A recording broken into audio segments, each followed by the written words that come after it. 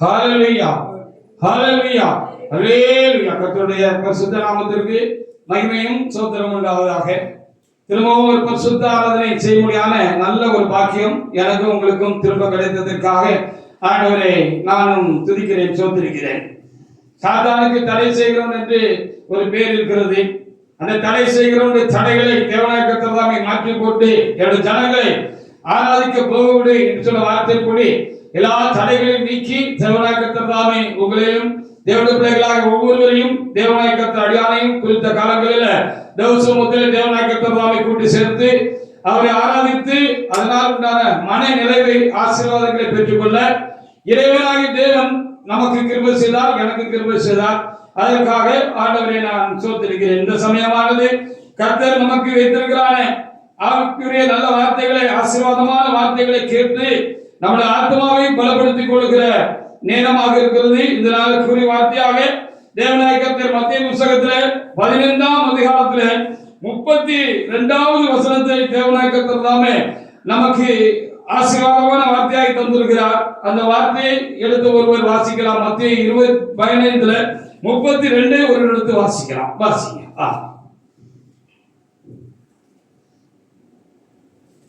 பின்பு இயேசு தம்முடைய சீசர்களை அழைத்து ஜனங்களுக்காக பரிதபிக்கிறேன். இவர்கள் என்னிடத்தில் 3 நாள் தங்கியிருந்து சாப்பிட ஒன்றுமில்லாது இருக்கிறார்கள். இவர்களை பட்டினியாய் வெறுமனே அனுப்பிவிட எனக்கு மனதில்லை, வழியிலே சோர்ந்து போவார்களே என்றார் என்று சொல்லி ஆண்டவருடைய கருணை தம்முடைய மக்கள் மேல் எப்படி இருக்கிறது என்பதை இந்த வாக்கியம் நமக்கு காண்பிக்கிற ஒரு முக்கியமான ஒரு காரியமாக இருக்கிறது. கர்த்தர் தம்முடைய பிள்ளைகளுக்காக, எனக்காக, உங்களுக்காக அவர் பரிதபிக்கிற தேவனாக அவர் இருக்கிறார். நமக்கு ஒரு குறைவு என்றால், நமக்கு ஒரு காரியம் என்று சொன்னால் தேவனாய கர்த்தர் நமக்காக அவர் என்ன செய்வாரா? பரிதபிக்கிறவராக இருக்கிறார் என்று இந்த வார்த்தை நமக்கு சொல்லுகிற ஒரு முக்கியமான ஒரு காரியமாக இருக்கிறது. அதற்காக ஆண்டவரை நானும் என்ன செய்கிறேன்? அதிகமாக நான் ஸ்தோத்திரிக்கிறேன். நாம் மோட்ச பிரயாணத்தில் இருக்கிறோம். நாம் மோட்சத்தை நோக்கி நாம் என்ன செய்து கொண்டிருக்கிறோம்? நாம் போய் கொண்டிருக்கிறோம். வழியில் நடக்கிற நாம் கலங்கவோ பயப்படவோ தேவையில்லை. ஏனென்று சொன்னால் நம்முடைய தேவன் நமக்காக பரிதபிக்கிறவர் என்று இங்கு நமக்கு வார்த்தை சொல்லுகிறது. அந்த வார்த்தைக்காக நாம் மீண்டும் ஆண்டவருக்கு சிறந்த தாழ்த்தி நாம் நன்றி செலுத்த வேண்டியது ரொம்ப அவசியமான ஒரு காரியமாக இருக்கிறது. நமக்காக பரிதபிக்கிறதுக்கு நம்முடைய தேவன் இருக்க நாம் பரிதபிக்க வேண்டியதில்லை, பரிதபிக்க தேவையில்லை என்பதுதான் இன்றைக்கு கர்த்தர் நமக்கு தைரியம் ஊட்டுகிற வார்த்தையாக, செய்தியாக இந்த நாளில் நமக்கு கர்த்தர் தருகிறார். அதே மத்தேயு 15ஆம் அதிகாரத்தில் 35 முதல் 37 வரைக்குள்ள வசனங்களை கூட நாம் வாசித்து பார்க்க வேண்டும். நாம வாசிக்க நம்மை நமக்காக பரிதபிக்கிற தேவன் மட்டுமல்ல, அவர் வல்லமை உள்ளவரும் கூட. நமக்கு ஒரு காரியம் அப்படின்னா அதை நிறைவேற்றி கொடுப்பதற்கு அவர் வல்லமை உள்ள ஒரு தேவனாகவும் இருக்கிறார். அதான் ரொம்ப முக்கியமான காரியம். மத்தேயு 15:35 முதல் வாசிக்கலாம். வாசிங்க. அப்பொழுது அவர் ஜனங்களை தரையிலே பந்தியிருக்க கட்டளையிட்டு அந்த 7 அப்பங்களையும் அந்த மீன்களையும் எடுத்து விட்டு தம்முடைய சீசரிடத்தில் கொடுத்தார். சீசர்கள் ஜனங்களுக்கு பரிமாறினார்கள். எல்லாரும் சாப்பிட்டு திருப்தி அடைந்தார்கள். மீதியான துணிக்கைகளை 7 குடையவர்கள் எடுத்தார்கள் என்று சொல்லி அங்கே எழுதப்படுகிறது. அவன் பாருங்க, திருப்தியோட போனாங்க அப்படின்னு அங்க சொல்லப்படுகிறது. ஹல்லேலூயா! தேவனிடத்திலே நாம் வந்திருக்கிறோம் என்று சொன்னால், தேவ சமூகத்துக்கு கடந்து வந்திருக்கிறோம் என்று சொன்னால், நமக்கு ஒரு குறைவோட, பிரச்சனையோட இல்லாது ஏதோ ஒரு மன சங்கடத்தோட, ஒரு கலக்கத்தோட நாம் எப்படி என்று தெரியாதபடிக்கு ஒரு உணர்வோட, நினைவோட நாம் கடந்து வந்திருக்கிறோம் என்று சொன்னால் ஆண்டவர் என்ன செய்வாரா? நம்மளை திருப்திப்படுத்தி அனுப்புவார். ஏனென்று சொன்னால், நமக்கு ஒரு காரியம் என்று சொன்னால் அவர் பரிதபிக்கிறார். ஐயோ, என்னோட பிள்ளைக்கு இப்படி ஒரு குறைவு இருக்க, இப்படி ஒரு பிளவினை இருக்க, இப்படி ஒரு பிரச்சனை இருக்க அப்படின்னு சொல்லி நம்ம பரிதபிக்கிறது ஒரு பக்கம் இருந்தாலும், பரிதபிக்கணுமாங்கிறத கேள்வி. அவர் நமக்காக பரிதபிக்கிறபடினாலே, அவர் பரிதபிக்கிறவர் மாத்திரமல்ல, அந்த குறைவை சரி பண்றதுக்கு அவர் வல்லமை உள்ளவர் என்று சொல்லி இந்த வேத பகுதி நமக்கு சொல்கிறது. அவங்க வந்திருக்கிறாங்க, என்னுடைய வார்த்தையை கேட்கறதுக்காக வந்திருக்கிறாங்க. 3 நாள் என்னுடைய வார்த்தையை கேட்டு என்னுடைய பாதத்துல அமர்ந்திருக்கிறாங்க. இப்போ அவங்க வீட்டுக்கு திருப்பி அவங்களை அனுப்பணும். அப்படியே அனுப்பிட்டோம்னு சொன்னா வழியில சோர்ந்து போயிடுவாங்க. அப்படி நம்ம சோர்ந்து போகிற பொழுதுதான், வழியில சோர்ந்து போகிற பொழுதுதான் நம்ம சோர்ந்து போகாதபடிக்கு தேவநாயகத்தை என்ன செய்கிறார், நமக்கு வேண்டியதை கொடுத்து திருப்திப்படுத்தி தான், அதை சரிப்படுத்தி அதை திருப்திப்படுத்தி தான் நம்ம என்ன செய்யறார், அனுப்புகிறார் என்று இந்த வேத வாக்கியத்தின் மூலமாக நாம் ரொம்ப கவனமாக நாம் பார்க்க வேண்டியதாக இருக்கிறது. ஆண்டவர் என்ன சொன்னார் சொல்லி பார்க்கிற பொழுது, நானே ஜீவ அப்பம் என்று அவர் சொன்னார். நமக்காக ஜீவனை கொடுத்தவர் என்று சொல்லி நாம் அறிந்திருக்கிறோம். வாசிக்கலாம் யோவான் 6:58 அவர் தேவனுடைய கூட எடுத்து வாசிக்கலாம். வாசிக்க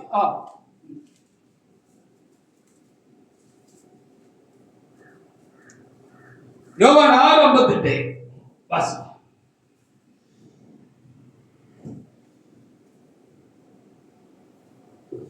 வானத்தில் இறங்கின அப்பம் இதுவே. வானத்திலிருந்து இறங்கின அப்பம் இதுவே. உங்கள் பிதாக்கள் புசித்த மன்னவை போலல்ல. ஆமா, அவர்கள் மரித்தார்களே. அவர்கள் மரித்தார்களே. அப்பத்தை 48வது வசனம் கரெக்ட்டா வாசிக்க பாப்போம். ஜீவாப்பம் 6 ஜீவாப்பம் நானே. நானே ஜீவாப்பம் என்று சொன்னார். ஹல்லேலூயா. நான் தான் உங்களுக்கு ஜீவனை கொடுக்கிறவர் அப்படின்னு ஆண்டவர் என்ன சொன்னார். ஆத்மாவுக்கு மாத்திரமல்ல, நம்முடைய சரீரத்துக்கும் ஜீவனை கொடுக்கிறவர், பலனை கொடுக்கிறவர் அவர்தான்.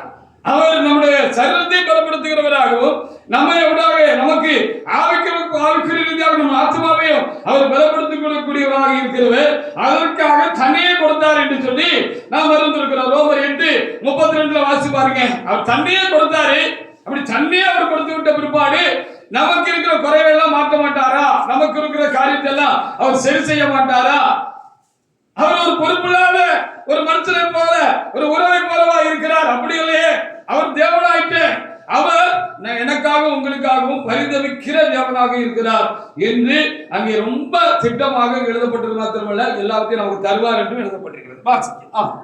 நம்முடைய சொந்த குமாரன் என்றும் பாராமல், நம்முடைய சொந்த குமாரன் என்று பாராமல் நம்ம எல்லாருக்காக ஒப்பு கொடுத்தவர்.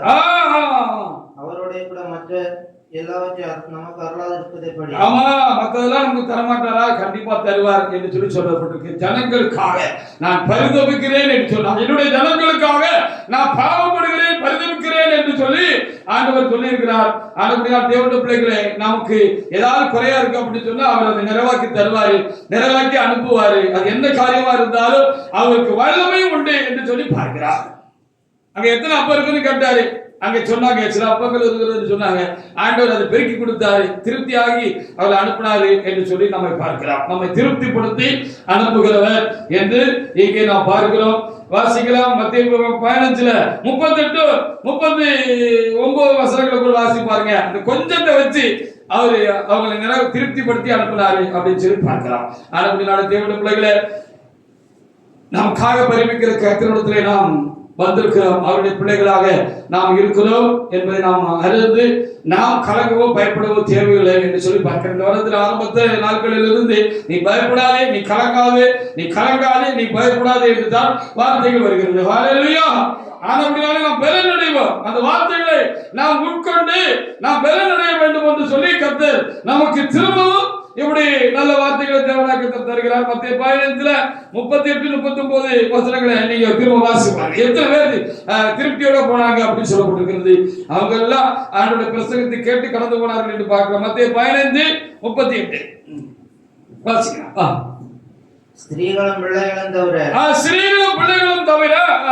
புருஷர்கள் 4000 பேரா இருந்தார்கள் என்று சொல்லி அங்கே என்ன செய்யப்பட்டிருக்கிறது, எழுதப்பட்டிருக்கிறது என்று சொல்லி பார்க்கிறோம். ஸ்திரீகளும் பிள்ளைகளும் தவிர புருஷர்கள் மட்டும் 4000 பேர்னா அப்போ ஒரு 10,000 பேராவது இருந்திருப்பாங்க இல்லையா? புருஷர்கள் 4000 நல்லா பார்க்கிறது.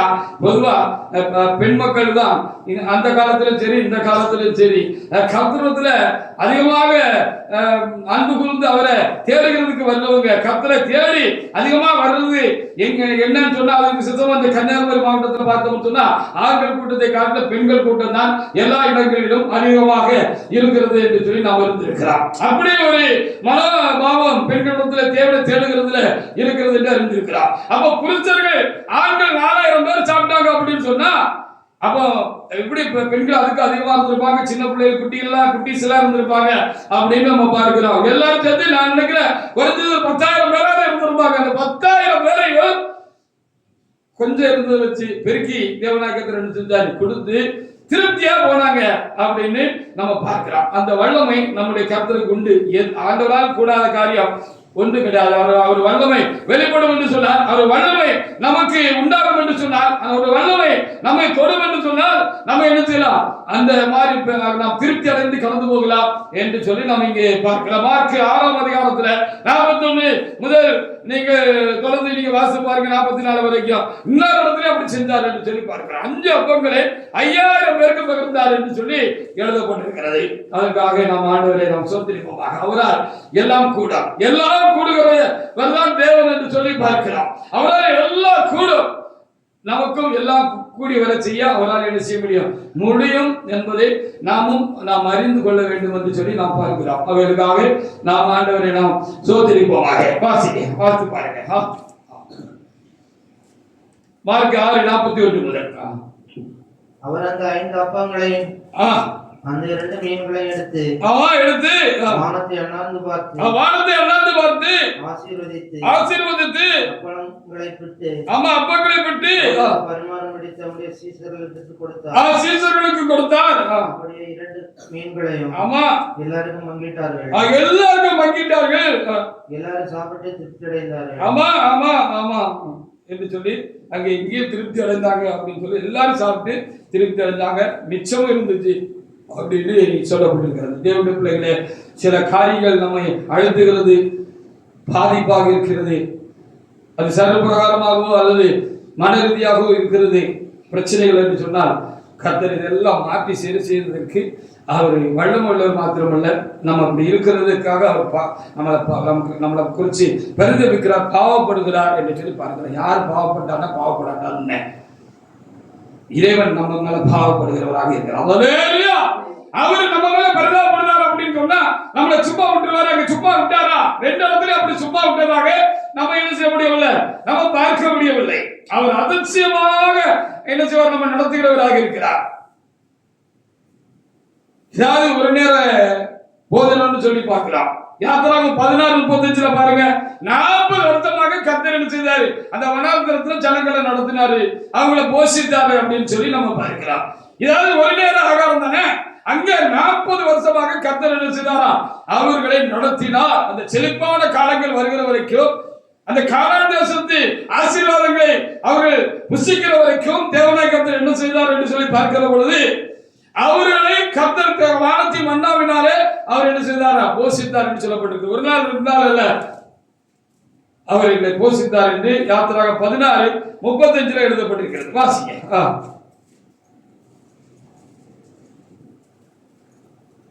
16:35 இல்லையா? இஸ்ரவேல் புத்திரர் குடியிருப்பான தேசத்துக்கு வரப்பட்டு ஆமா 40 வருஷமாக மன்னாவை புசித்தார்கள் என்று சொல்லி அங்கே என்ன செய்யப்பட்டிருக்கிறது, எழுதப்பட்டிருக்கிறது. அது நம்பர் மாதிரி இருக்கும். அதே தானே 16:35 அப்படி எழுதப்பட்டிருக்கிறது. அவர்களுக்காக நாம் தேவனாய் கர்த்தரை நாம் ஸ்தோத்திரிப்போம். இஸ்ரவேல் புத்திரர் குடியிருப்பான தேசத்துக்கு வரும் மட்டும் 40 வருஷம் மன்னாவை புசித்தார்கள். அல்லேலூயா. அவர் கானான் தேசத்தின் எல்லைகள் சேர வரைக்கும் மன்னாவை புசித்தார்கள் என்று சொல்லப்பட்டிருக்கு. நீங்க போய் சேர வரைக்கும் உங்க காரியம் அவருக்கு தெரியும். எல்லாவற்றையும் தேவனாய் கர்த்தர் உங்களுக்கு தருவார். நான் தாயின் கற்பத்தில் உருவாகும் பொழுதே நான் உன்னை அறிந்திருக்கிறேன் சொல்லப்பட்டிருக்கிறது. உருவாகிறதுக்கு முன்னாலே அறிந்திருக்கிறேன் சொல்லப்பட்டிருக்கிறது. நான் வெளிப்படுத்தின எலும்புகள் எல்லாம் சதைகள் எல்லாம் உண்டாகிறதுக்கு முன்னமே கர்த்தர் அதை உருவேற்றுகிற நாளை, அந்த கற்பத்தை உருவேற்றுகிற நாளை, என்னுடைய நாளை கர்த்தர் குறிச்சு வச்சிருந்தாரு அப்படின்னு எல்லாம் சொல்லப்பட்டிருக்கிறது. நம்மளை பத்தி எல்லாம் ஆண்டவருக்கு தெரியும். நம்ம பிறக்கிறதுக்கு முன்னாலே நம்ம எங்க பிறப்போம், யாருக்கு பிறப்போம், எப்படி இருப்போம், எங்க போவோம், வருவோம், என்ன செய்வோம். இப்போ அடுத்தால இந்த காலத்துல இவங்க தேவ சமூகத்துக்கு வருவாங்க, ரட்சிக்கப்படுவாங்க, குறை என்ன நிறைய என்ன எல்லாம் ஆண்டவருக்கு தெரியும். ஹல்லேலூயா. ஆண்டவருடைய அந்த ஆண்டவருக்கு நாம் தேவனுடைய பிள்ளைகளா இருக்கிறபடினாலே நமக்காக அவர் பரிந்துரைக்கிறவராக இருக்கிறார். வல்லமை உள்ளவருமாக அவர் இருக்கிறார் என்று சொல்லி நம்ம இங்கே பாருங்க. உபாகம புத்தகத்துல 8:4 வாசி பாருங்க. அதிசயமா நடத்துவாரு அப்படின்னு தான் அங்க வேத பகுதியில எழுதப்பட்டிருக்கிறது. ஹல்லேலூயா. நம்மையும் அதிசயமாக தேவனாய் கர்த்தர் நடத்திடுவார், நடத்துகிறார் என்பதுதான் காரியமாக இருக்கிறது. வாசி பாருங்க. உபாகமம் 8:4 ஒரு தேவனுடைய பிள்ளை எடுத்து வாசிக்கலாம். வாசிக்கலாம். இந்த 40 வருஷம் இந்த 40 வருஷம் உன்மேல் இருந்த வஸ்திரம் பழையதாய் உன்மேல் இருந்த வருஷம் பழையதாய் போனதும் இல்லை, உன் கால் வீங்கவும் இல்லை. ஒருவன் தன் புத்திரனை வேண்டாம். அடுத்து 29:5 கூட வாசி பார்க்கலாம். 29:5 கூட வாசிக்கலாம். இந்த 40 வருஷம் உன்மேல் இருந்த வஸ்திரம் பழையதாய் போகவில்லை, உன் கால் வீங்கவும் இல்லை. அவன் நடந்தே போனாங்கன்னு தான் இருக்கிறது. எகிப்திலிருந்து புறப்பட்டு கானான் வரைக்கும் நடந்துகிட்டே இருந்தாங்க அப்படிதான் சொல்லப்பட்டிருக்கிறது. நாமும் நடந்துகிட்டே இருக்கிறோம். மோட்ச பிரயாணத்துல மோட்சத்தை நோக்கி நடந்துகிட்டே இருக்கிறோம். நடந்துகிட்டு இருக்கிற நமக்கு என்ன செய்வார் அப்படின்னு சொல்லி இங்கே அப்படி எழுதப்பட்டிருக்கிறது. ஒன்னும் குறையல அவங்களுக்கு அப்படின்னு இங்க பார்க்கலாம். நமக்கு ஒன்னும் குறையல அப்படிங்கிறது தான் காரியமா இருக்கிறது. வாசி பார்க்க 29:5 எடுத்து வாசிக்கலாம். கர்த்தராகிய நான் உங்கள் தேவன் என்று நீங்கள் அறிந்து கொள்ளும்படிக்கு கர்த்தராகிய நான் உங்கள் தேவன் என்று அறிந்து கொள்ளும்படிக்கு நான் 40 வருஷம் உங்களை வனாந்தரத்திலே நடத்தினேன். 40 வருஷம் உங்களை நான் வனாந்தரத்திலே நடத்தினேன். உங்கள் மேல் இருந்த வஸ்திரம் பழையதாய் போகவும் இல்லை, ஆமா, உங்கள் காலில் இருந்த பாதரட்சிகள் பழையதாய் போகவும் இல்லை. என்ன குறைஞ்சிச்சு, இனி குறையாது அப்படின்னு நமக்கு சொல்லுகிறதாக நாம் பார்க்க முடிகிறது. அதற்காக நான் ஆண்டவருக்கு நான் நன்றி செலுத்துகிறேன். அப்படிதானே உண்மைதானே? நம்மளை நடத்திட்டு வராதானே, இதுவரைக்கும் நடத்தினார் தானே, இனியும் நடத்துவார். ஹல்லேலூயா. நேற்று குறையா இருந்தது, இன்றைக்கு மாறிவிட்டது. இன்றைக்கு குறையா இருக்கிறது, இன்றைக்கு பிரச்சனையா இருக்கிறது, நாளைக்கு மாறும் என்பதுதான் நாம் மனதில் திடமாக கொள்ள வேண்டிய ஒரு முக்கியமான ஒரு காரியமாக இருக்கிறது என்று சொல்லி பார்க்கிறேன். இப்படி ஆண்டவர் செஞ்சாரு அப்படின்னு எழுதப்பட்டிருக்கிறது. அவர் நமக்காக பரிதபிக்கிறவர், அவர் நமக்கு குறையா இருக்கிறது நிறைவாக்க அவர் வல்லமை உள்ளவர் என்று நாம் பார்த்து கொண்டிருக்கிறோம். ஏசாயா 46:3-4 பாருங்க. அப்ப நமக்கு இப்படி இஸ்ரவேல் ஜனங்களுக்கு அப்படி அன்றைக்கு ஆண்டவர் இருந்த பொழுது அப்படி என்று சொல்லி புத்தகத்திலே நாம் பார்க்கிறோம் அல்லவா? அப்படியே நமக்கு எப்படி அவர்களை காட்டு புதிய ஏற்பாட்டு பிள்ளைகளாக நம்ம இன்னும் அதிகமாக தேவனாய் கர்த்தர் கருத்துள்ளவராக நம்ம மிகுந்த ஆர்வம் உள்ளவராக இருக்கிறார் என்பதுதான் நிதர்சனமான காரியமா இருக்கிறது. யதார்த்தமும் உண்மையுமான காரியமா இருக்கிறது. அவர்களை விட நம்ம ஒருபடி அவருக்கு முக்கியம். நம்ம மேல அதிகமான அன்பு நம்ம ஆண்டவருக்கு உண்டு என்பதை நாம் மறந்து விடக்கூடாது. சூழ்நிலைகளால் உங்களுடைய மனம் தாழ்ந்து போகாதபடிக்கு ஆண்டவர் நமக்காக பரிதபிக்கிறவர் என்று நல்ல வார்த்தைகளை கற்றுத் தந்திருக்கிறவர்களுக்காக நான் தேவனை நாம் சொல்லியிருக்கிறேன். ஏசாயா 46:3-4 வாசிங்க.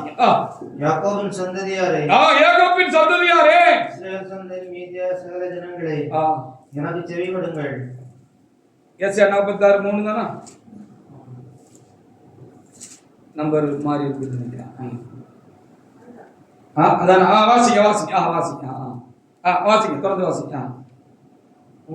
உங்களை ஏந்தி தாயின் கர்ப்பத்தில் உற்பத்தியானது முதல் உங்களை தாங்கினேன். ஆமா, தாங்கினேன். உங்கள் சிறு வயது வரைக்கும் ஆமா நான் அப்படி செய்வேன். மட்டும் ஆமா நான் உங்களை தாங்குவேன். நான் இப்படி செய்து வந்தேன். இனிமேல் ஏந்துவேன், நான் சுமப்பேன், தப்புவேன். இது வரைக்கும் அப்படி செஞ்சேன், இனியும் செய்வேன், முதிர் வயது வரைக்கும் அப்படி செய்வேன் அப்படின்னு சொல்லி அங்கே எழுதப்பட்டிருக்கிறது. அதற்காக ஆண்டவரை நாம் அதிகமாக நாம் சோதரிக்க கடமைப்பட்டிருக்கிறோம், கடன்பட்டிருக்கிறோம். ஆண்டவர் நம்மளை நடத்துவாரு. இதுவரைக்கும் நடத்துறவர் இனிமே நடத்துவார். ஹல்லேலூயா. இதுவரைக்கும் நடத்துறவர் இனிமே நடத்துவார். இந்த தைரியமும் விசுவாசமும் நமக்கு உண்டாகணும். அது கண்டிப்பா உண்டாகணும். அனுபவத்தால உண்டாகணும். கர்த்தருடைய கிரியைகளை நம்ம கண்டிருக்கோம்ல, அதனால உண்டாகணும். இனியும் உண்டாகும். இன்னைக்கு இருக்கிற பிரச்சனையை மாறி போவோம், இன்னைக்கு இருக்கிற பலவீனமும் மாறி போவோம் அப்படின்னு நம்ம அனுபவத்தாலும் கர்த்தருடைய கிரியைகளை நாம் தொடர்ந்து காண்கிறபடினாலும் நம்ம வார்த்தையும் அப்படி இருக்கிறபடினாலும் நாம் என்ன செய்யலாம், நாம் அதை நம்பணும், விசுவாசிக்கணும், தைரியம் உள்ளவர்களாக நாம் தேவ சமூகத்துல நம்ம காணப்படணும். அப்படிங்கிறது தான் இன்றைக்கு கர்த்தர் நமக்கு தருகிற காரியமா இருக்கு. சங்கீதம் 48:14 நீங்க வாசி பாருங்க. மரண பரியந்தம் நம்ம நடத்துவார். ஹல்லேலூயா. ஆமா, நம்ம இந்த உலகத்துல இருக்கிற வரைக்கும் அவர் கண்டிப்பா நம்மளை என்ன செய்வாரு, நடத்துவார். எப்படி நடத்துவார் தெரியாது, எப்படி நடத்துவார் அதான் நம்ம அறிய வேண்டிய காரியம், அறிந்திருக்கிற ஒரு காரியமா இருக்கும். எப்படி நடத்துவார் தெரியாது, எப்படி நடத்துவார், எப்படி நடத்திட்டு போறார் நமக்கு, எப்படி நடத்துவார், நம்ம சரியா நடத்துவார். அதுக்காக நம்ம ஆண்டவரை நாம் சோத்திரிப்போம். வாசிங்க சங்கீதம் 48:14 தேவனுடைய எடுத்து வாசிங்க. இந்த தேவன் என்னென்றைக்கும் உள்ள சதா காலங்களிலும் நம்முடைய தேவன். ஆமா, மரணம் பரியந்தம் கடைசி வரைக்கும் நம்மளை நடத்துவார். எப்படியாவது நடத்துவார், எப்படி நடத்துவார். ஹல்லேலூயா. அப்படிதானே நடத்துனாரு, இல்லைன்னு சொல்ல முடியுமா? அப்படிதானே நடத்துனாரு, இல்லைன்னு நம்ம சொல்ல முடியுமா? நம்மளை கண்டிப்பா நடத்துவார். நடத்தினவர் நடத்துவார். நமக்காக பரிதவிக்கிற தேவன், அவர் வல்லமையுள்ள தேவன். அவர் நம்மளை எப்படி திருப்தியாக்கி தான் அனுப்புவார் அப்படின்னு நம்ம பார்க்க வேண்டியது ரொம்ப ஒரு முக்கியமான ஒரு காரியமா இருக்கிறது. ஏசாயா 54:7 வாசிங்க. ஏசாயா 54:7 அங்க என்ன சொல்லிருக்கு பாருங்க. இமைப்பொழுது உன்னை கைவிட்டேன், இமைப்பொழுது நான் உன்னை கைவிட்டேன், உருக்கமான இரக்கங்களால் உன்னை சேர்த்துக் கொள்வேன். ஆமா ஆமா என்று சொல்லி அங்கே எழுதிக்க. 10 கூட வாசிங்க. எல்லாம் மாறி போனாலும் நான் மாற மாட்டேன்னு எழுதியிருக்கிறார். மாறல தானே, மாறலன்னு என்னால சொல்ல முடியும், உங்களால சொல்ல முடியுமா? முடியாதா? நீ எந்த அனுபவத்துக்குள்ள இருக்கிறீங்க? கர்த்தரை குறித்து நீங்கள் அறிந்திருக்கிற அனுபவம் என்ன? எந்த ஆசீர்வாதமா இருக்கட்டும் மனிதனிடத்தில் இருந்தல்ல, தேவனிடத்திலிருந்து வருகிறது. அதை நம்ம தெளிவா வச்சு விடலாம். யார் மூலமாக வருகிறது, ஆனா வருகிறது எங்கிருந்து வருது? தேவனிடத்திலிருந்து வருகிறது என்பதை நம்ம மனதில் வச்சுக்கணும். எந்த காரியமா இருக்கட்டும், எந்த ஒரு காரியமா இருக்கட்டும், அது தேவனிடத்திலிருந்து வருகிறது. யார் மூலமா வருகிறது? வாசிங்க.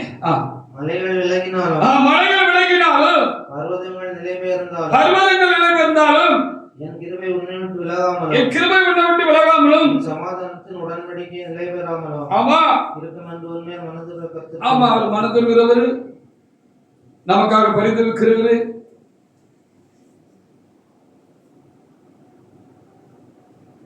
எவ்வளோ நெருக்கமான இக்கட்டான காலங்களில் மனிதத்தில் பகிர்ந்து கொள்ள முடியாத சில சம்பவங்கள் எல்லாம் நமக்குள்ளே புதைச்சு போன காரியங்கள்லாம் இருக்கு, வெளியே சொல்ல முடியாது. அப்படிப்பட்ட வேலைகளில் எல்லாம் யார் நமக்காக பரிதவிக்க முடியும்? சில காரியங்களை நீங்க தேவனிடத்துல மட்டும் சொல்லுகிறது நல்லது. சில நல்ல உண்மையான ஊழியக்காரர் என்று நீங்கள் உங்களுக்குள்ள ஆவியில் ஒரு நிச்சயம் உண்டாயிருக்கும் என்று சொன்னால் ஊழியக்காரத்தை சொல்லல. அவர் எந்த சூழ்நிலையும் என்ன செய்ய மாட்டாரு, அந்த காரியத்தை அவுட் பண்ண மாட்டார், வெளிப்படுத்த மாட்டார். அவரும் அப்படியே என்ன செய்யக்கூடாது, அது அப்படியே உங்க இருதயத்துக்குள்ள அப்படியே வச்சுக்கிடுவாரு. ஆனா பொதுவா நம்பிக்கையினால பல நேரங்களில் நம்ம மனிதத்துல பல காரியங்களை சொல்லிவிட்டு பிற்பாடு ஏன்டா சொன்னோம் அப்படின்னு சொல்லி ஒரு வருத்தமான காரியங்கள் நம்முடைய வாழ்க்கையில கடந்து போனதையும் நாம் அறிந்திருக்கிறோம். ஆனால் ஆண்டவரிடத்துல நம்ம சில காரியங்களை வச்சிருந்தோம் அப்படின்னு சொன்னா அது நமக்குள்ள அப்படி புதைஞ்சு போச்சு. ஆண்டவரிடத்துல மாத்திரம் நம்ம அதை சொல்லிட்டோம்னு சொல்லி வச்சா அதை எப்படி தீர்த்தாரு அப்படின்னு நம்ம பிந்தி நினைச்சு பார்க்கிற ஒவ்வொரு சமயம் நான் முகம் குப்புற தேவசன்னியானத்துல அப்படியே ஒரு பாதத்துல கும்பிட்டு விழுகிறோம். ஹல்லேலூயா, கும்பிட்டு விழுகிறோம். தேவனுடைய பிள்ளைகளே, அவர் நமக்காக பரிதவித்தார். இவனுக்கு இப்படி ஒரு சூழ்நிலையா, எப்படியும் இவனை நம்ம கைதுக்கு விடணும், இவனை பாதுகாக்கணும், இவனுடைய குடும்பத்தை பாதுகாக்கணும், பிள்ளைகளை பாதுகாக்கணும் அப்படிங்கிறதுக்காக அவர் நமக்காக பரிதவித்த தேவன் என்று சொல்லி நாம் ரொம்ப உணர வேண்டிய ஒரு முக்கியமான ஒரு காரியமாக இருக்கிற மனது உருகிறாரு. அதற்காக இப்படி எத்தனையோ காரியங்களை கர்த்தர் எனக்கு செஞ்சிருக்கிறாரு. கண்டிப்பாக இந்த பிரசங்க வேலையில கர்த்தர் உங்களுக்கும் அதை நினைவுபடுத்தி கொடுத்திருப்பார். தேவனுடைய பிள்ளைகளை, அந்த நல்ல கர்த்தரை நாம் ஆராதிக்கிறோம், அவருக்கு பிள்ளைகளா இருக்கிறோம், அவருக்கு ஊழியம் செய்கிறோம். ஹல்லேலூயா. கண்டிப்பாக கர்த்தர் என்ன செய்வார், நமக்காக மனது இருப்பார், நமக்காக பரிதவிப்பார்.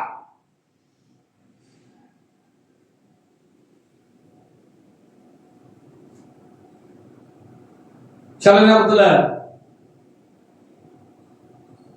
காது காதலாதவர் போல இருக்கிற மாதிரி தெரியும். ஆனா கேட்டுக்கிட்டு தான் இருக்கிறார், பார்த்துக்கிட்டு தான் இருக்கிறார். அந்த பிரச்சனை, அந்த தாக்கம், அந்த பலவீனம் சட்டுன்னு அது நம்மளை விட்டு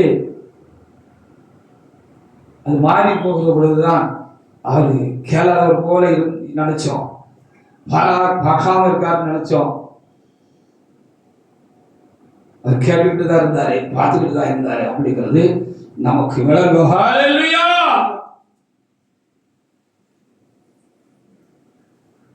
நமக்கு சில காரியங்கள் உடனே விளங்குறது இல்லை, அதான் இப்ப பிரச்சனை. நம்ம எவ்வளவுதான் கர்த்தருடைய காரியங்கள் சமூகத்தில் இருந்து, அவருக்கு நெருக்கத்தில் இருந்து, அவருக்கு பக்கத்தில் இருந்து, அவரோடு உறவாடி எத்தனையோ காலகாலமாக கர்த்தர் சமூகத்தில் இருந்து எத்தனையோ காரியங்களை கூப்பிட்டு கேட்டு பெற்றுக்கொண்டிருந்தாலும், கேட்காத காரியத்தை கூட கர்த்தர் நமக்கு கொண்டு வந்து கொடுத்திருந்தாலும் கூட, நமக்கு அந்தந்த காலங்கள்ல உண்டாகிற காரியம் நமக்கு ஒரு பலவீனத்தை கொண்டு வந்துருது, ஒரு பாரத்தை கொண்டு வந்துருது. அந்த நேரத்துல நம்ம திகைக்கிறோம்.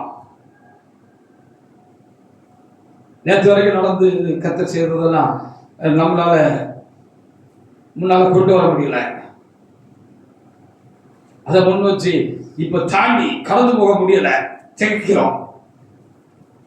அப்படி கூட சில நேரத்துல இருக்கலாம். மார்க்கு 6ஆம் அதிகாரத்துல 47, 48 வசனங்கள் எடுத்து வாசி பாருங்க. ரொம்ப பிரச்சனையா இருந்துச்சுன்னு அங்க எழுதப்பட்டிருக்கிறது. அங்க நம்ம வாசிக்கிற பொழுது ரொம்ப ஒரு பெரிய கொந்தளிப்பு, கடல் கொந்தளிப்பு அங்க உண்டா இருந்துச்சு. இவங்க ஒரு சின்ன போட்ல தான் போய்கிட்டு இருந்தாங்க. போட்டு தூக்கி தூக்கி போட்டிருக்கு, படகு தூக்கி தூக்கி போட்டிருக்கு. அந்த கொந்தளிப்புல அது முங்கிருமோ அப்படிங்கிற மாதிரி அழைச்சிருக்கோம் இல்லையா? இவங்களுடைய பலன் எல்லாம் கரைஞ்சி போயிருக்கும். அப்போ இயேசு கிறிஸ்து கடல் மேல வந்தவர் கண்டுகிடாம போன போல அவங்களுக்கு தெரிஞ்சிச்சு அப்படின்னு அங்கே நமக்கு கண்டுகிடலையோ, நம்மையும் கண்டுகிடலையோ ஏன் அப்படிங்கிற கேள்விகள் எழும்புகிற சமயங்கள் பல உண்டு. பாத்தீங்களா? பாத்தீங்க மார்க் 6:47, 48.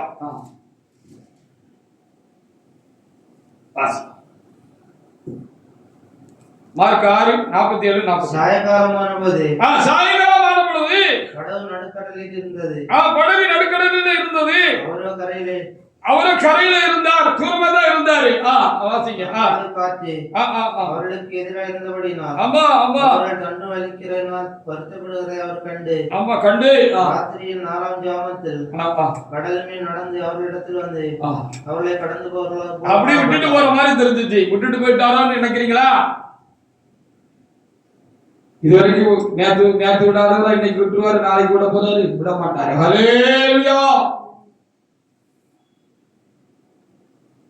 நம்முடைய விசுவாசம், நம்முடைய தைரியமும் கடந்த கால அனுபவத்தினால் உண்டாகிற காரியங்களும் எந்த சூழ்நிலையிலும் நமக்கு தைரியமும் பலமா இருக்கணுங்கிறதா கர்த்தர் நமக்கு கொடுக்கிற ஒரு காரியமா இருக்கிறது. திருமணத்துக்கு திடீர்னு கர்த்தர் இப்படி சொல்லுகிறார் என்று சொல்லி பார்க்கிற பொழுது அவர் நம்ம மேல மனதுருக்கமா இருக்கிறார். ஹல்லேலூயா. நமக்காக பரிந்துரைக்கிறார். நம்ம பிரச்சனை முடிவு கொண்டு வர்றதுக்கு அவர்கிட்ட வல்லமை இருக்கு. அது என்ன காரியமாக அது இருந்திருந்தாலும் சரிதான்.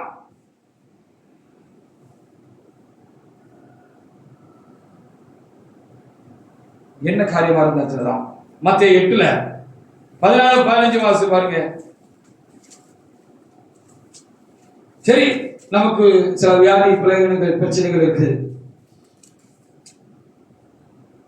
அப்படியே விட்டுட்டு போயிடுவாரா? கண்டிப்பா விட்டுட்டு போக மாட்டார்.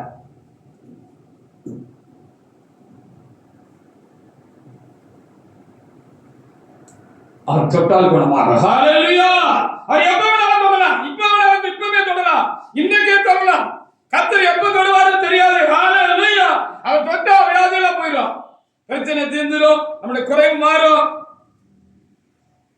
ஏன்னா நமக்காக பரிந்துரைக்கிறது பார்த்து கொண்டிருக்கிறார். மத்தேயு 8, 14, 15 வாசிங்க. இயேசு பேதுருவின் வீட்டிலே வந்து இயேசு பேதுருவின் வீட்டுக்கு வந்தாரு. அவன் மாமி ஜுரமாய் கிடக்கிறதை கண்டார்.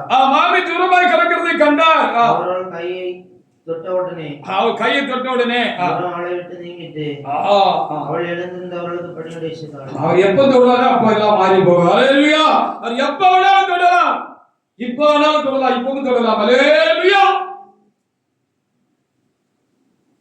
தேவாலயத்தில் வந்து தேவனுக்கு ஆராதனை செய்கிறதுங்கிறது ஒரு ஆசீர்வாதமான ஒரு காரியமாக இருக்கிறது. நம்ம குறைவு, நம்ம பலவீனம், நம்ம பிரச்சனை, நம்ம சமாதான கேடு, நம்ம பயம், நம்ம கலக்கம் எல்லாம் தேவ சமூகத்தில் வந்து தேவாராதனை செய்கிற பொழுது அது மாறி போகும் என்று சொல்லி வேதாகமம் சொல்லுகிறது.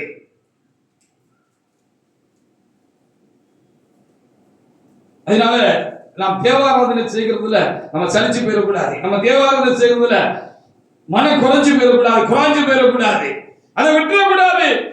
என்ன பிரச்சனையா இருந்தாலும் நாம் தப்பு கட்டிட்டு நம் தேவ சமூகத்துல வந்து தேவனாய் கர்த்தருக்கு நம்ம என்ன செய்யணும், ஆராதனை செய்யலாம். அது ரெகுலரான ஒன்றாக இருக்கணும். அது ரெகுலரா நம்ம கர்த்தருக்கு செய்கிற ஒரு காரியமாக இருக்கலாம். கர்த்தருக்கு இருக்கிறார், இங்க கர்த்தருடைய வல்லமை வெளிப்படுகிறது. அங்க போனா நமக்கு சமாதானம் உண்டாகிறது, ஆறுதல் உண்டாகிறது, நமக்கு ஆலோசனை உண்டாகிறது, நமக்கு பலன் உண்டாகிறது என்று சொல்லி உங்களுக்கு தெரிய வரும் சொன்னா நீங்க என்ன செய்யணும், அதுல ரெகுலரா நீங்க வச்சிருக்கணும். இப்படிதான் கர்த்தர் அடிக்கடி என்ன செய்வாரு, ஆலயத்துல போய் அவரு பிரசங்கம் பண்ணாரு. ஆலயத்துல அநேகர் வியாதிஸ்தர்களை குணமாக்கினாரு அப்படின்னு சொல்லி நம்ம வேதத்துல நம்ம பார்க்கலாம். அப்ப ரெகுலரா போய்கிட்டே இருந்தோம்னா நம்ம பிரச்சனை இன்னைக்கு கர்த்தரா தீர்க்கப்படணும்னு வச்சிருந்தார் அப்படின்னு சொன்னா கர்த்தர் என்ன செய்வாரு, அன்றைக்கு நம்ம பிரச்சனை தீர்த்து குணமாக்கி நம்ம குறைவை நிறைவாக்கி தேவனாய் கர்த்தர் அனுப்பி விடுவார். ஹalleluya. என்னுடைய வாழ்க்கையில கர்த்தர் கிருபையா அருளினார் என்றுதான் நான் எண்ணுகிறேன். மாற்றப்பட்டு இருக்கிறதுக்கு மேன்மை பாராட்டுகிறதுக்கு ஒன்றும் இல்லை. நான் என்றைக்கு தேவனை கண்டுகொண்டேனோ, திருச்சபையை நான் கண்டுகொண்டேனோ, அறிந்து கொண்டேனோ, அன்றையிலிருந்து இன்றைக்கு வரைக்கும் ஒரு பரிசுத்த ஆராதனை நான் விட்டதில்லை.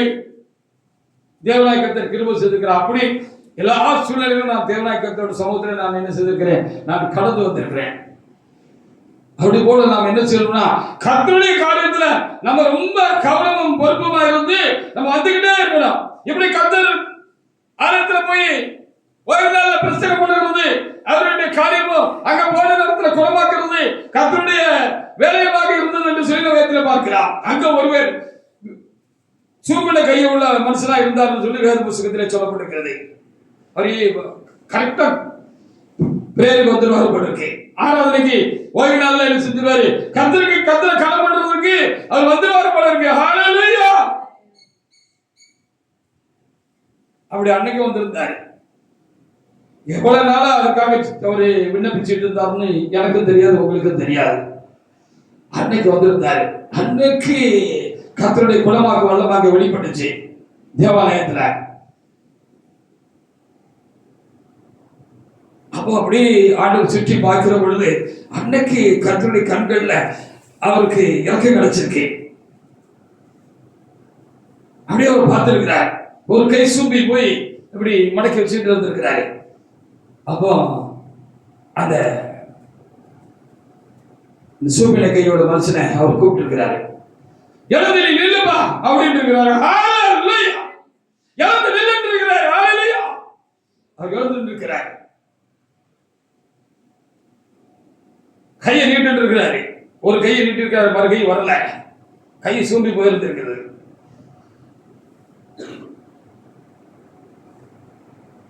மறுகை போல ஆகட்டும் அப்படின்னு இருக்காரு. ஹalleluya. அப்படி இந்த நல்ல கை மாதிரி இந்த கையும் மாறிட்டு அது கையை நீட்டிட்டார். இந்த சூம்பன கை மாறி போச்சு. ஹalleluya. அந்த வல்லமை, கர்த்தருடைய வல்லமை தேவாலயத்தில் புறப்பட்டது என்று சொல்லி நம்ம வேதத்தில் நம்ம பார்க்கலாம்.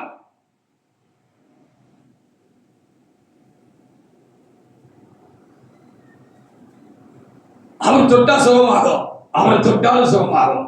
அவர் விசுவாசத்தோடு தொட்டாலும் சுகமாகும், அவர் தொட்டாலும் சுகமாகும், அவரை நம்ம விசுவாசத்தோடு தொட்டாலும் சுகமாகும். அப்படிலாம் என்ன செய்யணும் சொல்றோம், ஆலயத்துக்கு ரெகுலராக நம்ம வரணும். நேரம் கிடைச்சா வர்றதில்லை, சமயம் கிடைச்சா வர்றதில்லை. சமயத்தை உண்டாக்கிக்கிட்டு நம்ம தேவாலயத்துக்கு நம்ம அதில் விசேஷமாக பரிசுத்த நாள் கத்தக்கூடியது. வாரத்தை முதலாம் ஞாயிற்றுக்கிழமை கர்த்தருடையது. அந்த நாள்ல கரெக்டா குறித்த வேலையில நம்ம கடந்து வந்துடணும். ஹalleluya. பாருங்க, இங்க ஒரு 2 பேர் இருக்காங்க. நம்ம தாங்க பக்கத்துல இருந்து வந்துட்டு இருக்கிறோம். அவங்க ரொம்ப தூரமான இடத்துல இருந்து வந்துட்டு இருக்கிறாங்க. அவங்க இங்க வருகிற காலங்கள்ல என்கிட்ட ரொம்ப சங்கடமா அவங்களுடைய மனநிலை காணப்பட்டுச்சு. எதுக்கு சங்கடப்படுறாங்கன்னு தெரியல அப்படின்னு பார்த்தா, வேற ஒண்ணுக்கு நாங்க சங்கடப்படலையா, இங்க இருந்து நாங்க பஸ் ஏறி வரணும், குறித்த வேலையில நாங்க கர்த்தருக்கு ஆராதனை செய்யணுமே, ஆரம்பத்திலேயே ஆராதனைக்கு நாங்க வந்துடணும், ஆயத்தமா இருக்கணும், அதுல லேட் பண்ணக்கூடாது. சூழ்நிலை பஸ் காரியங்கள் எல்லாம் நாங்க பார்க்கிற பொழுது பாட்டு ஆராதனை முடிஞ்சதுல வரணும் போல இருக்கு அப்படின்னு சொல்லி ரொம்ப சங்கடப்பட்டாங்க. எதுக்கு சங்கடப்படுறாங்கன்னு முதல்ல எனக்கு விளக்கல. எதுக்கு தான் சங்கடப்படுறாங்கன்னு சொல்ல பொழுது எனக்கு அது ரொம்ப சந்தோஷமாக இருந்தது. அதற்காக ஆண்டவருக்கு நான் சோதனை செலுத்துகிறேன். அல்லேலூயா. எல்லாத்துக்கும் நம்ம சரியான நேரத்துக்கு போயிடுவோம். எல்லாத்துக்கும் நம்ம சரியான நேரத்துக்கு போறோம் தானே. எதுக்காக லேட்டா நம்ம போறோமா? எல்லாத்துக்கும் சரியான குறிச்ச நேரத்துல போயிடும்.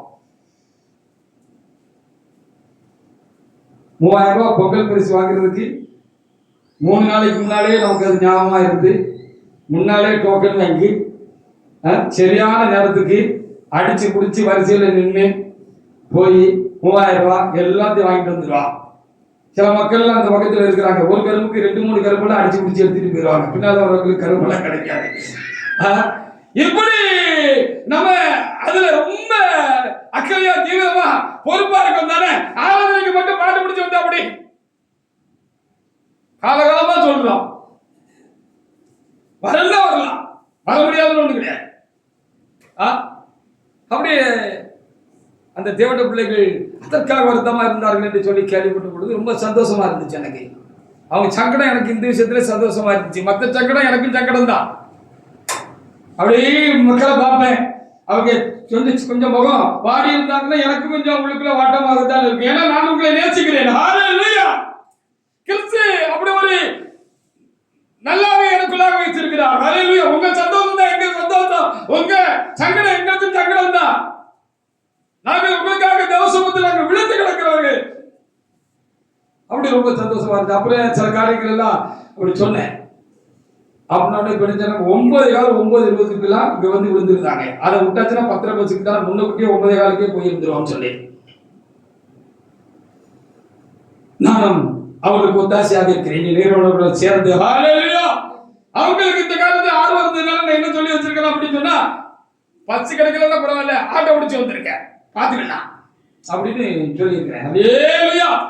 எதற்காக நான் சொல்லுகிறேன் என்று சொல்லி பார்த்தால், அந்த சூப்பரை கையோட மனிதன் ஒரு ரெகுலரா ஆலயத்துக்கு போய்கிட்டு இருந்ததுனால ஆண்டவரத்துல போய் இந்த கையை அப்படியே ஒரு பக்கம் மடக்கி வச்சுட்டு தேவனத்துல அவர் கேட்டுக்கிட்டே இருந்திருக்கிறாரு. யெகோவா தேவனத்துல கேட்டுக்கிட்டே இருந்திருக்கிறாரு, என் தேவனே நீ வல்லவராயிச்சே, என்னோட கையை குணமாக்குவானவரே அப்படின்னு கேட்டுக்கிட்டே இருந்திருக்கிறாரு. ஹalleluya. எத்தனை வருஷம் முன்னாரோ எத்தனை நாள் இருந்தாரோ தெரியாது.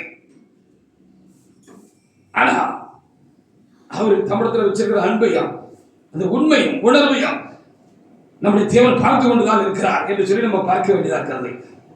அப்போ அன்னைக்கு இயேசு அவரை பார்த்தார். அன்றைக்கு அவருக்கு சுகம் உண்டாயிற்று.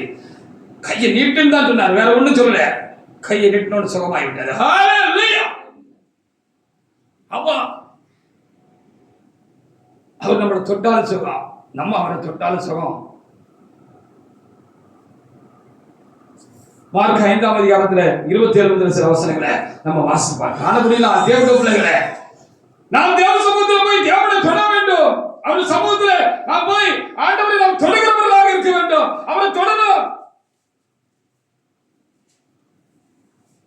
ஆண்டவர் நம்மை தொட்டு நமக்கு நம்முடைய குறைவெல்லாம் நிறைவாக்குறவராக இருக்கிறார். அவர் மனதுருகிற தேவனாக இருக்கிறார்.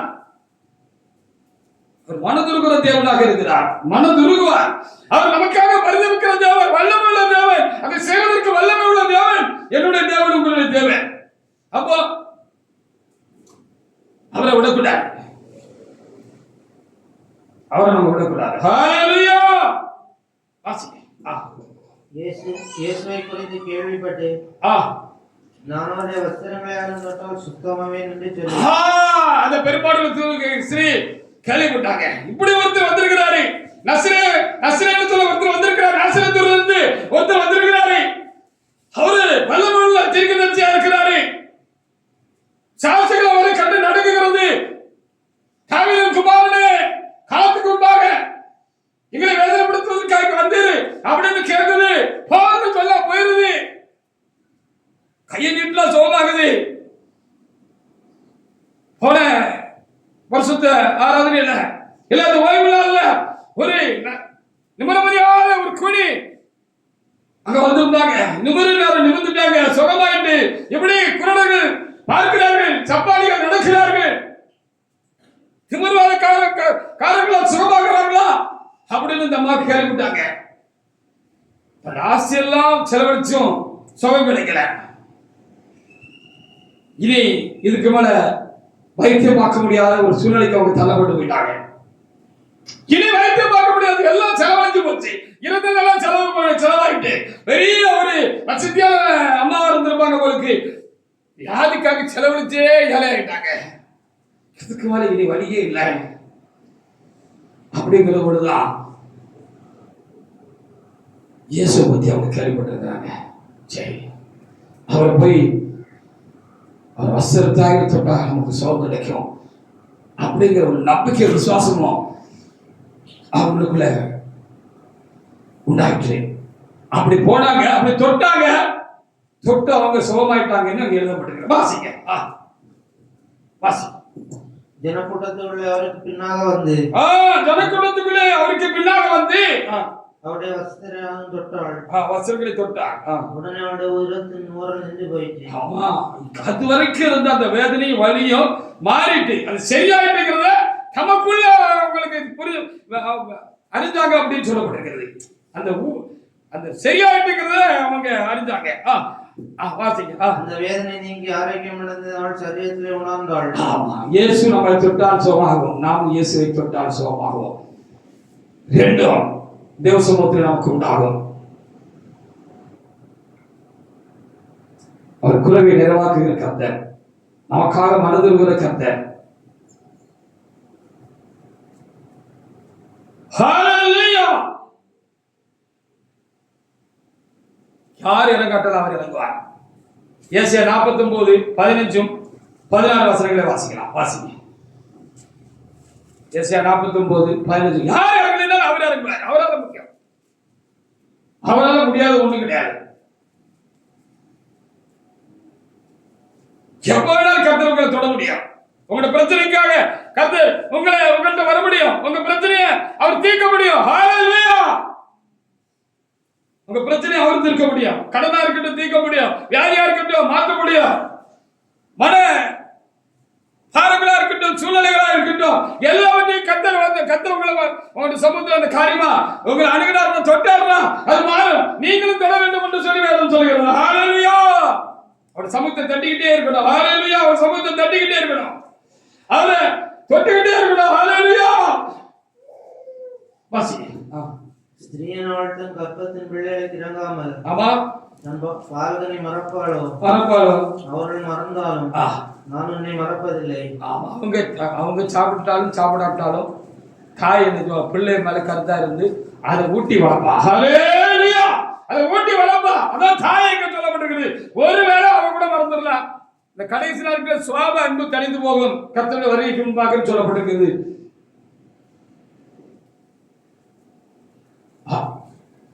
கணவன் மனைவி மேல வைக்கிற அன்பு உண்டு, மனைவி கணவன் மேல வைக்கிற ஒரு சுவாபத்துல அவர் சுவாப அன்பு உண்டு. இறைவன் நமக்குள்ள வச்சது.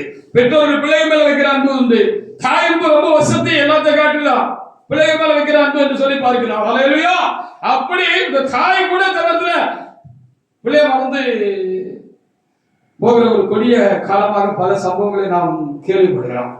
அப்படியே விட்டு போயிட்டாலும் தெரியுது. ஹல்லேலூயா! ஆண்டவர் நினைச்சுவாரு, உங்களை நீ கர்த்தர் நினைச்சுவாரு, மறக்க மாட்டாரு. உங்களை நீ கர்த்தர் மறக்க மாட்டாரு அப்படிங்கிறது தான் செய்தி. ஒருவேளை தெரிஞ்சு வந்திருந்தீங்கன்னா நிமிர்ந்து கடந்து போங்க. ஒருவேளை ஏதாவது ஒரு காரியம் உங்களை ரொம்ப பாதிச்சு நீங்க தொஞ்சு வந்திருந்தீங்கன்னு சொன்னா நிமிர்ந்து போங்கன்னு கர்த்தர் சொல்கிறார். ஹalleluya. கர்த்தருடைய வார்த்தைக்கு வல்லமை உண்டு. அது ஆவியின் ஜீவன் உள்ளதாக இருக்கிறது. ஹalleluya. அது உயிர் உள்ளதாக இருக்கிறது. நொந்து வந்திருந்தீங்கன்னு சொன்னா தொஞ்சு வந்திருந்தீங்கன்னு சொன்னா நிமிர்ந்து போங்க. ஹalleluya. அப்ப எப்போ வேணாலும் கர்த்தர் நம்ம தொட்டு அவனுக்கு பிரச்சனைக்கு தீர்வு உண்டாக்கிடுவார். நம்மளை தொட்டுக்கிட்டே இருப்போம்.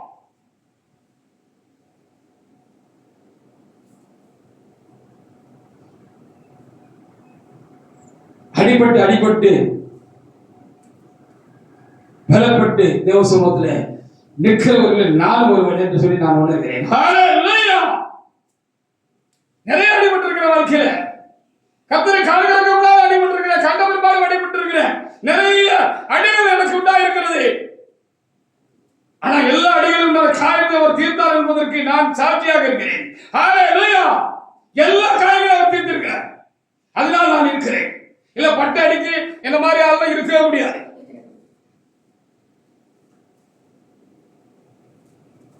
என் காயத்துக்கு அவர் மருந்தாக இருந்திருக்கிறார். அதை ஆட்சி இருக்கிறார். எல்லாரும் தொழில் செய்யறாங்கன்னு சொல்லி நம்மளும் தொழில் செய்வோம்னு சொல்லி நாங்களும் ஒரு 10, 30, 40 வருஷத்துக்கு முன்னால ஒரு தொழில் செய்தோம். நானும் ஒரு சகோதரர் தொழில் செய்தோம். அது நஷ்டத்துல போய் முடிச்சுட்டு கத்தோட ஆலோசனை இல்லாமல் இருந்திருக்கும். அது ஒரு படிப்படியாக இருந்தது என்று சொல்லி கூட வைத்துக் கொள்ளலாம். கடவுள் என்ன ஆயிட்டு அப்படின்னு சொன்னா ரொம்ப ஒரு நெருக்கமான ஒரு காலம் ஆயிட்டு. அன்றைக்கு 80,000 ரூபாய் நான் 40 வருஷத்துக்கு முன்பாக, இப்ப இன்றைக்கு 15 லட்சத்துக்கு குறையாம இருக்கா. என்ன செய்யறதுன்னு தெரியல. சூழ்நிலை முத்தம். எங்க அப்பா அம்மா கூட என்னை விட்டு பிரிச்சு தம்பி கிட்ட போயிட்டாங்க. பாவப்பட்டாங்க, வருத்தப்பட்டாங்க. எப்படி என்ன அதுல இருந்து தூக்கி விடுதுன்னு அவங்களுக்கு முடியல. ஏன்னா அவங்களும் ஒரு ஒண்ணு இல்லை, அவங்ககிட்ட ஒண்ணு இல்லை.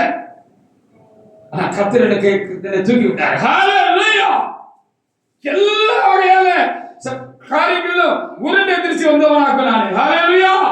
இப்போது சில காரியங்கள் கர்த்தருக்குள் உருண்டு கொண்டிருக்கிறேன். ஹalleluya.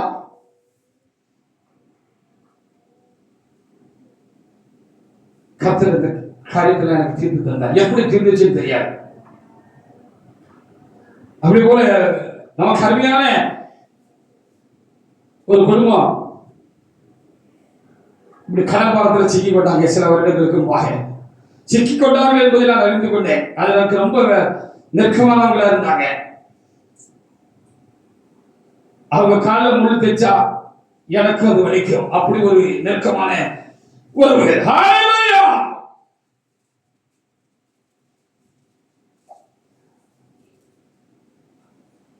அப்பொழுது நான் கலங்கவும் இல்லை. ஏனென்றால் முந்தின அனுபவம் இப்படி இருந்தது எனக்கு. ஹalleluya. நான் கலங்கவும் இல்லை, அவங்களை கலங்க செய்யவும் இல்லை.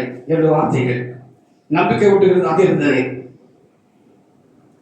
அந்த தேவனுடைய பிள்ளை இடத்துல விழாவாரியாக தம்முடைய காரியங்கள் எல்லாம் ஒரு நாள் அவரோடு கூட நான் தனித்து கடைவாசலுக்கு கடந்து போன பொழுது ஒரு இடத்துல நின்று 1 மணி நேரத்துக்கு மேலாக அந்த காரியங்கள் எல்லாம் எப்படி உண்டாயிட்டு என்று என்னிடத்துல அந்த தேவனுடைய பிள்ளை பகிர்ந்து கொண்டார்.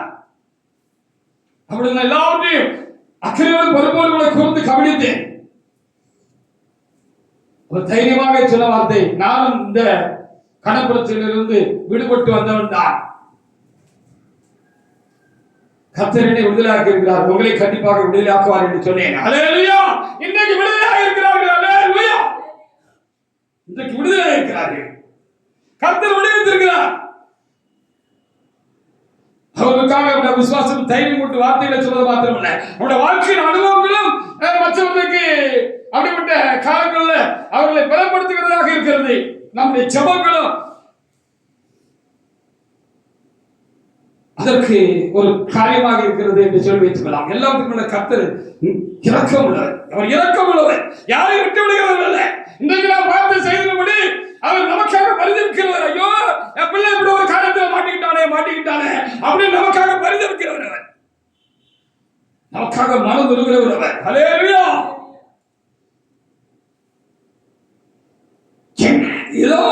ஒரு வகையில கர்த்தர் நம்மளை ஆசீர்வதிப்பார். நியாயமான முறையில் நம்மை விடுவித்துடுவார். வேலையா இருக்கட்டும், பிரச்சனையா இருக்கட்டும், கடனா இருக்கட்டும், குடும்ப காரியங்களா இருக்கட்டும், சூழ்நிலையா இருக்கட்டும், நம்முடைய குறைவுகளாக இருக்கட்டும், கர்த்தர் மாற்றி போடுவார். அல்லேலூயா, மாற்றி போட்டார். அவர் தூத்துக்குள்ள ஒரு சகோதரர் இருந்தார். அவருக்கு ஒரு போட்டு வைக்கணும்னு சொல்லி ஆலோசனை உண்டாயிற்று. போட்டு வச்சாச்சுன்னா என்னாச்சு அப்படின்னு சொல்லி பார்த்தா போட்டு ஓடவே இல்லை. ஒரு நாள் 2 நாள் சொல்லி வருஷ கணக்கா ஓடல. 6 லட்சம் ரூபாய். இதெல்லாம் நான் சொல்றது இல்ல, ஒரு 40-35 வருஷத்துக்கு முன்னால உள்ள சம்பவம். அப்ப 6 லட்சம் ரூபாய்க்கு பேங்க்ல கடன் வாங்கி போட்டு வச்சாரு. கடைசியில ஓடவே இல்லை போட்டு. ரொம்ப நெருக்கமான ஒரு காரியமாகி விட்டது. கடைசியில வட்டியெல்லாம் சேர்த்து கடன் என்னாச்சுன்னு பார்த்தா 18 லட்சம் ஆயிட்டு. அப்போ 18 லட்சம். அப்போ இப்போ 1 கோடியா இருக்குன்னு வச்சுக்கலாமா? ஆயிட்டு. எப்படி தெரியல. ரொம்ப பாதிக்கப்பட்ட ஒரு சூழ்நிலையில அந்த சகோதரர் காணப்பட்டார். தலைமையாவுக்கு ஒரு லெட்டர் எழுதினார். நாங்கெல்லாம் ரொம்ப நெருக்கமானவங்க, ஒருவருக்கு ஒரு நெருக்கமா இருந்தோம். அவருடைய இன்னும் நோட்டு எனக்கு தெரியும். ரொம்ப ஒரு பாதிப்பான ஒரு சூழ்நிலை. பெரியாவுக்கு லெட்டர் எழுதினாப்ல. நமக்காக தேவ சமூகத்தில் இருக்கிறதுக்கு ஒரு பொறுப்புள்ள தேவனுடைய மனுஷன் நமக்கு உண்டாயிருக்கிறது என்று சொன்னால் அதுவும் கர்த்தரால் நமக்கு உண்டான சிலாக்கியமும் பாக்கியமும் தான். ஹல்லேலூயா. அவ ஐயா கிட்ட எழுதிட்டாரு. திடீர்னு ஒரு வாரம் கழிச்சோ 10 நாள் கழிச்சோ ஐயா கிட்ட இருந்து பதில் லெட்டர் வந்துச்சு. அப்ப அவர் இந்த லெட்டர் எடுத்துக்கிட்டு என்கிட்டயும் ரொம்ப நெருக்கமாக இருந்தாரு. நான் அதை படிச்சு பார்த்தேன். அப்போ ஐயா, உனக்காக ஜெபித்தேன் சகோதரனே, நீ கவலைப்படாத, நீ தைரியமா இரு. கர்த்தர் உனக்கு இந்த கடன் பிரச்சனையில இருந்து, இந்த கடன் பாரத்துல இருந்து உன்னை விடுதலையாக்குவார். அதற்காக அரசாங்கத்துல உனக்கு என்று ஒரு சட்டத்தை உண்டாக்குவார். அந்த சட்டத்தின் மூலமாக நீ இந்த கடன் பாரத்துல இருந்து வெளியே வந்துடும் அப்படின்னு சொன்னாங்க. நமக்காக சட்டத்தை உருவாக்குறதும் சட்டத்தை மாற்றுகிறதும் நம்முடைய தேவனாக்கம். அதை நம்ம விலக்கி விடணும். நமக்காக சட்டத்தை உருவாக்கவும் செய்வார், சட்டத்தை மாற்றவும் செய்வார். அல்லேலூயா. அப்ப எப்படி அவர் சட்டத்தையே உனக்காக உருவாக்குவார். அங்கிருந்து பெரிய ஒரு வெளிப்படுத்தல் உண்டாகி தீர்க்க தரிசனமாக எழுதிட்டாங்க. என்னாச்சு தெரியுமா? இவரை மாதிரி அந்த பிஷிங் ஹார்பர்ல பல போட்டு ஓனர்கள் போட்டு வச்சு இவரை மாதிரி நஷ்டத்துல இருந்தாங்க. இப்படி நிறைய போட்டு 10-15 போட்டுக்கு மேல இருந்திருக்கணும் வைங்களேன். எத்தனை போட்டு இருந்திருக்கணும் வைங்களேன். எல்லாருக்கும் இவ்வளவு மாதிரி தான். 1க்கு 3-4 மடங்காக அது மாறிட்டு. அப்போ அந்த பேங்குடைய ஹெட் அலுவலர் இருக்குல்ல, அவங்க இதெல்லாம் பார்த்தாங்க. இப்படி வருஷ கணக்கா இப்படி இருக்கும், இதை எப்படியாவது பைசல் பண்ணிடணும், இதை என்ன சொல்லி முடிச்சு வச்சிடணும் அப்படின்னு மேல இருந்து உத்தரவு உண்டாகி அங்கே அதுக்குரிய அதிகாரிகள் எல்லாம் மேலதிகாரிகளை அனுப்பி இந்த ஒரு 10-15 போட்டு ஓனர்லாம் அங்கே பேங்குக்கு வர சொல்லியாச்சு. ஒரு தனி ஸ்பெஷல் மீட்டிங் நடந்துச்சு. அவங்களுக்கு ஒருத்தரா கூட்டிருக்காங்க. 8 லட்சம் சொல்லியிருக்காங்க. எனக்கு 15 லட்சம். அப்படியா? சரி, ஒரு 3 லட்சத்தை தள்ளிட்டு 12 லட்சத்துக்கு கட்டி முடியாது, 10 லட்சத்துக்கு கட்டி 8 லட்சத்துக்கு கட்டிட்டு ஒருத்தருக்கா அதை பைசல் பண்ணி அந்த ஃபைலை க்ளோஸ் பண்ணிட்டு வந்துருக்காங்க. இந்த சகோதரர்கிட்ட டைம் இருக்கு, வாங்க உட்காருங்க சகோதரர் சொல்லி உட்கார வச்சுட்டு, உங்களுக்கு 6 லட்ச ரூபாய் கடன் வாங்கியிருக்கீங்க, 18 லட்ச ரூபாய் கடன் மாறி இருக்கு, இப்போ நீங்க எவ்வளவு கட்டுவீங்க அப்படின்னு சொல்லி. எவ்வளவு கட்டுறது எனக்கு தெரியல, என்னன்னு சொல்லுது. என்ன இப்படி சொல்றீங்க அப்படி அவ பேர சொல்லிட்டு கேட்டுட்டு, சரி ஒரு 6 லட்சத்தை தள்ளி விடுவோம், 12 லட்சத்தை கட்டிருங்க அப்படின்னு சொல்லியிருக்காங்க. ஹல்லேலூயா. முடியாது அப்படின்னு. என்ன இப்படி சொல்றீங்க அப்படி அவ பேர சொல்லிட்டு, சரி முதலியாவது கட்டுவியா கட்டி கடைசியில் ரொம்ப நேரம் வாதாடி 6 லட்சத்தை கட்டியா அப்படின்னு இருக்காரு. அதுவும் கட்ட முடியாது அப்படின்னு. எவ்வளவுதான் கட்டுற அப்படின்னு கடைசியில் அந்த அதிகாரி மேலதிகாரி கேட்டிருக்காரு. கையை காட்டி 3 லட்சம் இருக்காரு. அவருக்கு சிரிப்பே வந்துட்டா, சிரிச்சுட்டாரா, சிரிச்சுட்டாரா. ஏய், முதலே 6 லட்சம் ரூபாய்க்கு கடன் வாங்கிறீப்பா, 3 லட்சம் ரூபாய் தான் கட்டுவேன்னு சொல்லுதா? அவர்தான் முடியும் சார். அது ஒரே முறையை கட்ட முடியாது, தவணையை தான் கட்டுவாட்டு இருக்காரு. எல்லாரும் ஒருத்தர் ஆபீசர்லாம் பார்த்துருக்காங்க. யாருக்கு அப்படி செய்யல, கொஞ்சம் வட்டி தள்ளி விட்டுருக்காங்க, முதலையாவது கட்டிட்டு இருக்காங்க. வாங்கின கடன்லயும் 3 லட்சம் ரூபாய் கட்டினா போகுதுன்னு சொல்லி அவரை கட்ட சொல்லியிருக்காங்க. 2 தவணையா 3 தவணையாகவோ அவர் அதை கட்டினார். அப்போ கர்த்தர் நமக்காக சட்டங்களை உண்டாக்குவார். ஹல்லேலூயா. நமக்காக சட்டங்களை உண்டாக்குறவர் அவர், சட்டங்களையும் மாற்றுகிறவர் அவர். எந்த ராஜாவுக்கு நம்ம பயப்பட வேண்டிய அவசியம் இல்லை, எந்த பலவீனத்துக்கு வியாதிக்கு பயப்பட வேண்டிய அவசியம் இல்லை. எந்த நெருக்கத்துக்கு நம்ம பயப்பட வேண்டிய அவசியம் இல்லை. குப்பை கடந்தாலும் நிமிர்ந்து நிற்க செய்கிற கர்த்தர் நம்முடைய கர்த்தர். ஹல்லேலூயா. உங்களுக்கு சொல்லுகிற பொழுது நானும் பலன் அடைகிறேன். இப்படி நிறைய அனுபவங்கள் முன்னே உண்டு பின்னே உண்டு. ஊழியத்துக்கு வந்த பிற்பாடு உண்டு, விசுவாச வாழ்க்கைக்குள்ள வந்த பிற்பாடு எனக்கு உண்டு. ஹல்லேலூயா. அது அப்பொழுது உங்களை தூக்கி விடுறதுக்கு அது பிரயோஜனமா இருக்கும் என்று நான் கேட்டுக்கிறேன். கதை சொல்ற காட்டிலும் அனுபவம் ரொம்ப பலமுள்ளதாக இருக்கும். ஹல்லேலூயா. ஹல்லேலூயா. தேவனுடைய பிள்ளைகளே,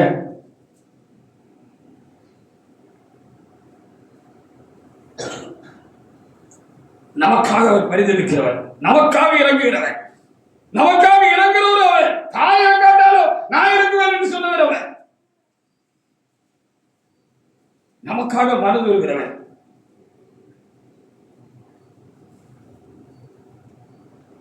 மத்தேயு 9:14 வாசிங்க. மத்தேயு 9:14.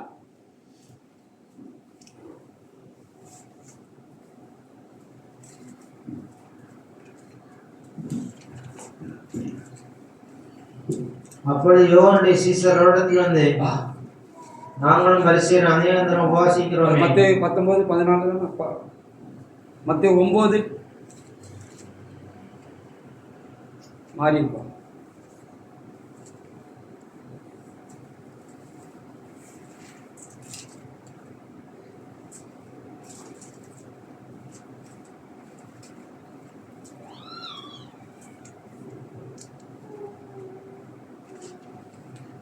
வசனம் மாறி இருக்கு.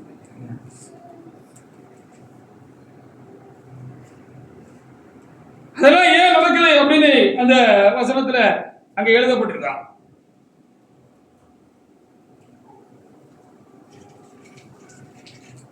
ஆகும் 14 வாசிங்க.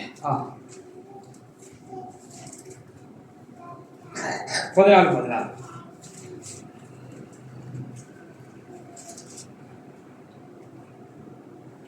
வாசி.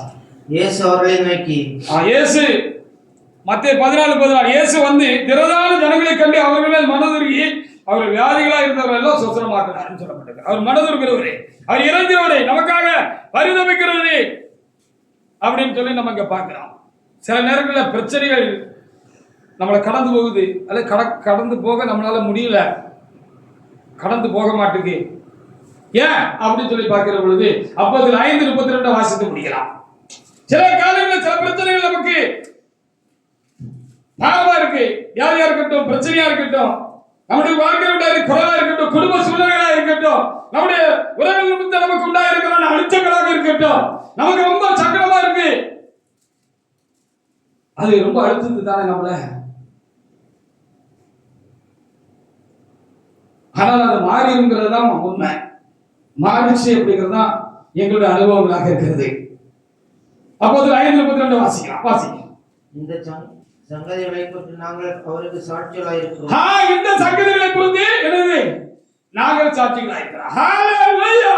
நீங்களும் சாட்சியா இருக்கிறதுக்காக தான் இந்த பிரச்சனை வந்திருக்கு, இந்த வியாதி வந்திருக்கு, இந்த குடும்ப சூழ்நிலை உண்டாயிருக்கிறது, பாதிப்புகள் உங்களுக்கு உண்டாயிருக்கிறது.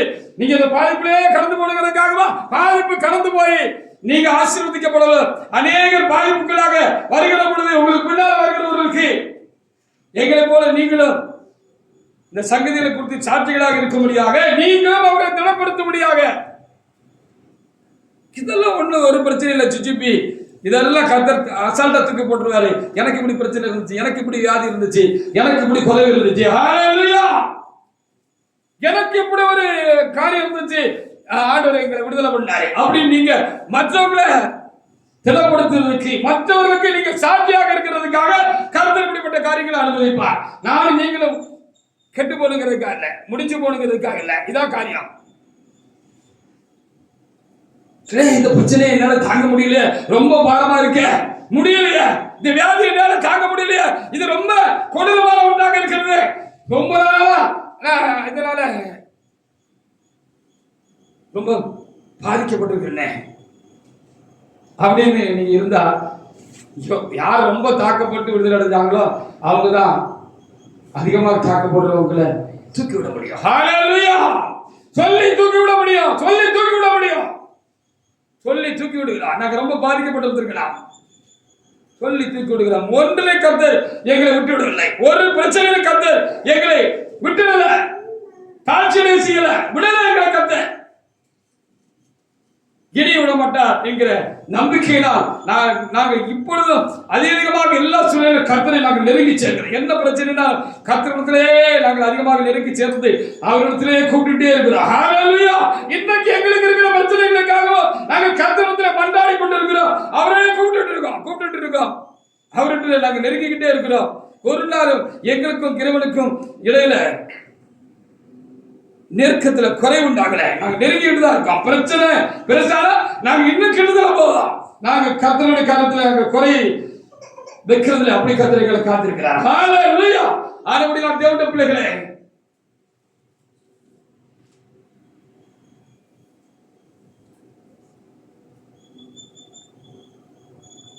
இவங்களை இப்படி விட்டுட்டோம்னா இவங்க இந்த மோட்ச பிரயாணத்துல வழியில சோர்ந்து போயிருவாங்கன்னு அவர் விட மாட்டாரு. நமக்காக பரிந்து நமக்காக மனது இருக்கிறவர்,